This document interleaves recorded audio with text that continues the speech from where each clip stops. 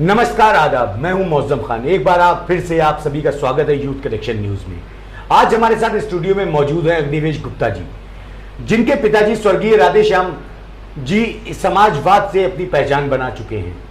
इनकी माताजी दयंती देवी पूर्व जिला पंचायत सदस्य रह चुकी हैं गोरखपुर के महाराजगंज से। कहीं ना कहीं जो राजनीति है इनको विरासत में मिली है। बहुत बहुत स्वागत है आपका अग्निवेश गुप्ता जी हमारे स्टूडियो में। अग्निवेश गुप्ता जी, राजनीति आपको विरासत में मिली है और जहां तक चर्चा है कि आप 11 साल की उम्र में पहली बार जेल गए थे, तो ये जज्बा कहां से आया? हमारा परिवार जो है वो स्वतंत्रता संग्राम सेनानी रहा है, फ्रीडम फाइटर परिवार से हूँ मैं। तो हमारा परिवार ही हमेशा इनकलाबी रहा है। हम लोगों ने कभी ना अत्याचार देखा है ना बर्दाश्त किया है। अत्याचार के खिलाफ हर हद तक गए हैं, अत्याचार करने से डरे हैं, अत्याचारी से कभी डरे नहीं। उसका अंजाम कुछ भी हो उसकी कोई परवाह नहीं रही है हम लोगों को। बात रही पहली बार जेल जाने का, तो हमारे सयापुर में एक बहुत बड़े नेता हुआ करते थे, स्वर्गीय सतपाल सिंह यादव। उन्हें एक हमारे पिताजी के जूनियर थे सतपाल सिंह यादव जी, केंद्र मिनिस्टर रहे हैं। तो उन्हें रौजा थाने में एक ऐसा हुआ करते थे रामजी मिश्रा, चूँकि उसमें कांग्रेस की तूती बोलती थी, बाबा साहब के संरक्षण में थे। तो उन्होंने सतपाल सिंह यादव के लिए कह दिया था कि अगर रौजा मेरे थाने में आ गया तो मैं गोली मार दूंगा। तो उस बात पे आंदोलन हुआ था। उसमें पूर्व विधायक पुत्तू सिंह यादव, पूर्व विधायक तिलहर के सूरजपाल जी, हमारे पिताजी लाला राम यादव, गिरिजा के वीर बहादुर सिंह, ये तमाम हजारों लोगों की भीड़ लेके जेल भरो आंदोलन किया था, जिसमें मैं पहली बार जेल गया था। उसमें मैं कक्षा 6 या 7 में हूँगा। एक सप्ताह लगभग जेल में रहे हैं।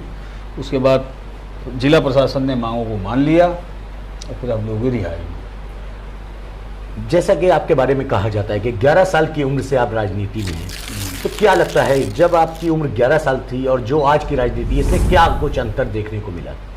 देखिए, जो राजनीति हम लोगों की है वो संत और फौजियों की तरह है। शास्त्र और शस्त्र दोनों का सदुपयोग। चूँकि कोई गलत कार्य है, बड़ी लड़ाई से बचने के लिए अगर छोटी लड़ाई लड़नी पड़े तो कतई चिंता नहीं करनी चाहिए, क्योंकि आप अपने ऊपर कष्ट लेके किसी अत्याचारी, किसी गलत को आप रोक रहे हैं, इससे लोगों को प्रेरणा मिलेगी, मगर आप कभी गलत स्वयं ना हो। आज की राजनीति में और तब की राजनीति में क्या फर्क था? आज की राजनीति लगभग लोगों का पेशा हो गई है, और पहले जो राजनीति थी वो संतों की तरह सेवा भाव से होती थी। और हम लोग और बहुत से हमारे साथी लोग हैं जो सेवा भाव से कर रहे हैं। जिसकी सेवा करेंगे, हमें मालूम है कि सेवा की जो हम कर रहे हैं उसका लाभ हमें नहीं मिलेगा, ना लेना चाहते हैं, मगर लोगों में प्रेम देखना चाहते हैं। हमारे पिता कहा करते थे कि ज़िंदगी ऐसी जियो जिस दिन ना रहो। जो आखिरी शादी होती है तो पूरे शहर को मालूम चलना चाहिए कि आज फलाना आदमी नहीं रहा। अगर 10 खराब कहने वाले हों तो 1000 अच्छा कहने वाले हों। ऐसी राजनीति करना चाहिए, ऐसा नहीं कि इसको व्यापार में तब्दील कर रहे हैं। आप भाजपा से ताल्लुक़ रखते हैं, भाजपा प्रणीत में आप पदाधिकारी भी हैं। केंद्र में और उत्तर प्रदेश में भाजपा की सरकार है। सरकार लगातार जीरो टॉलरेंस की बात करती है, भ्रष्टाचार मुक्त भारत की बात करती है। क्या लगता है कितनी सफल हुई है सरकार? सरकार बहुत कुछ सफल हुई है, मगर कुछ विभागों में जिसकी शिकायत मैं माननीय खन्ना जी से भी कहूँगा और लिखित रूप से मुख्यमंत्री के यहाँ भी भेजूंगा कि हमारे शाहजहाँपुर में जो आम जनता से पूछा जाए, जो ज़मीन से जुड़े लोग हैं उनसे पूछा जाए, तो जीरो टॉलरेंस कहीं पे है और कहीं पे नहीं है। मगर पहले बहुत कम हुआ। जब योगी जी शुरू में आए थे तो कोई किसी की औकात नहीं थी, कोई पैसा नहीं पकड़ रहा था। और आज की डेट में ऐसा कुछ नहीं है। इसकी मैं शिकायत करूंगा। चाहे आपका इशारा किस विभाग की तरफ है? मेरा ऐसा कौन सा विभाग है जिसके लिए ना कहें? आप बताएं वो उस विभाग के लिए। आप तो पत्रकार हैं, आपको सब मालूम, आपसे ज़्यादा हमें थोड़ी मालूम होगा। अच्छा, जनता एक चीज जानना चाहती है कि अग्निवेश गुप्ता है क्या?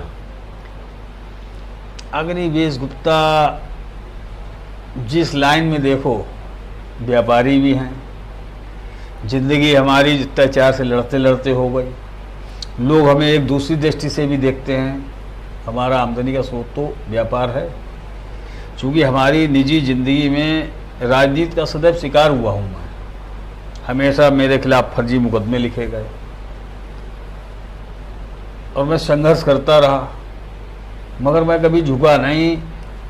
अग्निवेश गुप्ता क्या हैं, समाज सेवी भी लोग कहते हैं और गुंडा भी कहते हैं और नेता भी कहते हैं। गुंडा की उपाधि कहाँ से मिली, यही मैं जानना गुंडा की उपाधि इसलिए मिली, जिन बड़े बड़े नेताओं, जब हम बहुत छोटे थे, मेरे पिताजी एक्सपायर हो गए थे, लगभग मेरी उम्र 20 वर्ष हो गई, मेरे भाई की हत्या कर दी गई थी और उसमें सतपाल सिंह यादव मिनिस्टर थे, उनके लोगों द्वारा उसमें मेरी भाई और उसका एक दोस्त था, दोनों की हत्या करके लाश गायब कर दी गई, जिसमें मेरी रिपोर्ट नहीं लिखी गई और उल्टा मेरा शोषण किया जाता था। मेरी कोई मदद करने वाला नहीं था, तो हमें जनता को जोड़ के एक मदद मेरी हुई। और पहचानने में यह है कि जो गुंडों से लड़ेगा, जो माफियाओं से लड़ेगा, माफिया पावरफुल होता है। आज की सरकार दूसरी है, पहले तो पैसा ही बोलता था, तो किसी के ऊपर फर्जी मुकदमे लिखवाओ। हमें तो इतने मुकदमे फर्जी हैं, हम तो कहते हैं इसकी एक अगर बहुत हाई लेवल जांच होगी, जितने मुकदमे अग्निवेश गुप्ता के ऊपर हैं, इसमें सच्चाई क्या है। और एक जांच होती कौन सी, वो नशा दे के की जाती है, नार्को जांच मेरी भी कराई है और जिन जिन लोगों ने मुकदमे लिखवाए उनकी भी नार्को जांच कराई जाए। अगर हम दोषी पाए जाएं तो फांसी दे दो, मैं चौराहे गोली मार दो। अभी आपने कहा कि आपके ऊपर जो मुकदमे लिखे गए हैं वो फर्जी हैं। जी जी।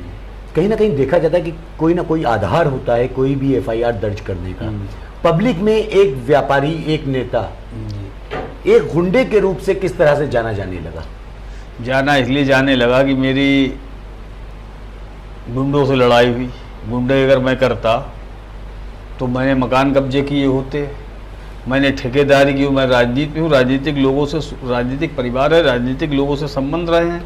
मैंने कभी ठेकेदारी नहीं की, मैंने कभी कोई मकान कब्जा किया हो, मेरी किसी भले आदमी से कभी लड़ाई हुई हो तो मैं गुंडा हूँ। और अगर अत्याचार से लड़ने, अत्याचारियों से लड़ना जो फोर्स का काम है वो हमने किया। हमने तो अपनी संपत्ति बेची, अपनी पैतृक संपत्ति बेच के आज भी अपना सम्मान बचाए हैं। लोग भीख मांगने वाले, भीख चोरियां करते थे, वो अरबपति हो गए हैं। तो गुंडा का उन्हें आर्थिक स्थिति से देख लीजिए, कौन भ्रष्टाचार है, कौन गुंडा। आज भी मैं कहता हूँ सयापुर में पिछले 25 सालों के जितने नामी गिरामी व्यापारी लोग, किसी भी टाइप के नामी गिरामी लोग हैं, सबकी संपत्ति की जांच करा लीजिए। सही कौन और गलत कौन, गलत कौन और गलत से लड़ने वाला कौन, सामने आ जाएगा। ऐसी पहचान है मेरी। पहचान इनकलाबी थी, इनकलाबी है और जब तक है शायद इनकलाबी ही रहेगी। अभी आपने एक बात कही कि राजनीति आज व्यवसाय बन चुका है। जी। तो क्या लगता है किस तरह से बदलाव होना चाहिए राजनीति में? देखिए, बदलाव तो बहुत कुछ हो सकता है। बदलाव का सबसे बड़ा जातीयता, कि मैं बहुत खराब हूँ मगर हम उस जात के आदमी हैं तो मेरा पक्ष करेंगे। बहुत अच्छे हैं, मेरी जात के नहीं हैं, हम उनका पक्ष नहीं करेंगे। तो ये चीज़ जब तक खत्म नहीं होगी और स्पष्ट सुनने वाला आदमी नहीं आएगा। संपत्ति की जांच करा दें, ज़रूरत से ज़्यादा कोई खर्च कर रहा है तो कहाँ से कर रहा है, कहाँ से आ रहा है, पता लग जाएगा। तो इसका तो बहुत लंबी चर्चा हो सकती है इस पे है कि ये सुधार कैसे होगा। आदमी की मानसिकता जब तक नहीं बदलेगी तब तक सुधार नहीं होगा। और चूँकि चाटुकारों का ज़माना है, चाटुकारी कीजिए, आप खास हैं। आप कितनी पार्टी की सेवा कीजिए, आप लाखों लोगों को जोड़िए, आप चाटुकारी मत कीजिए, आप फेल हो जाएंगे। चाटुकार आदमी का तो बोलबाला आज के ज़माने में ही है। जबकि चाटुकार जो है लोगों का काम नहीं करते, वो सिर्फ अपना काम करते हैं और पार्टी और संगठन को तोड़ते हैं। आदमी की नाराज़गी होती है, कार्यकर्ता की में जो खरी बारूद होती है उसमें पानी डालने का काम करते हैं, उन्हें सुस्त कर देते हैं। क्योंकि हमारे देश में योगी और मोदी जैसे ओजस्वी लोग हैं जिनका नाम लेके हिम्मत आ जाती है और सब कुछ दरकिनार करके आदमी कहता नहीं चलो। तो इतना अच्छा नेतृत्व है, वरना कार्यकर्ता तो इस समय रुष्ट है, और मैं कह रहा हूँ रुष्ट है।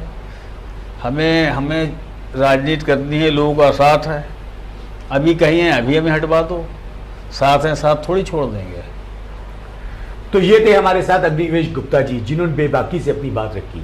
ऐसे ही और लोगों से मिलने के लिए जुड़े रहिए यूथ कनेक्शन के साथ।